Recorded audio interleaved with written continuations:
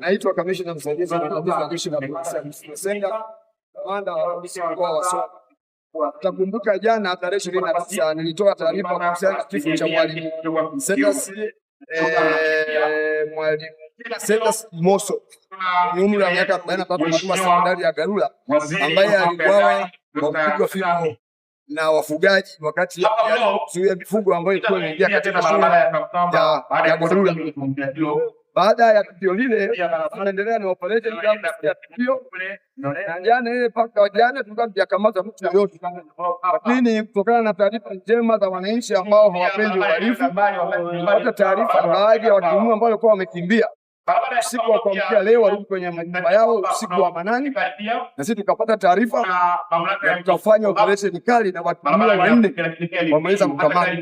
Watuhumiwa waliokamatwa watafahamika majina yafuatayo. Wa kwanza anaitwa Mwibuku Luhende mwenye umri wa miaka 21, kazi yake ni mkulima. Lakini yuko Boniface Mwawa mwenye umri wa miaka 20, huyu ni mchungaji wa ng'ombe.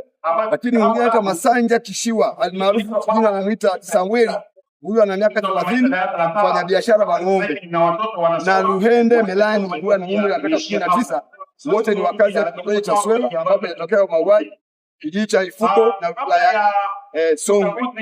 Jeshi la polisi mkoa wa Songwe linaendelea na msako mkali kuhakikisha watuhumiwa wengine wote wanakamatwa. Maana tarehe nazo walikuwa wapatao kama 14, na kwa bahati nzuri na majina yao tumeshayapata, na hata yule ambaye alipiga fimbo ya mwisho ambaye tunaamini ndio ilifanya mpaka mwalimu akafariki, jina lake tunao. Kwa hiyo ni waombe ndugu zangu wananchi waendelee kusaidia jeshi la polisi kutupatia taarifa wale wote waliohusika na tukio hili wawekwe mbaroni na hatua stahiki za kisheria ziweze kuchukuliwa, ikiwa ni pamoja na kufikishwa mahakamani. Niendelee kutoa wito, swala la kutia sheria mkononi halikubaliki hapa. Kuna matatizo yametokea, toeni taarifa kwa viongozi waliopo katika maeneo. Jeshi la polisi tupo na si kufanya vingine ambavyo kinyume na sheria ambazo zinataka.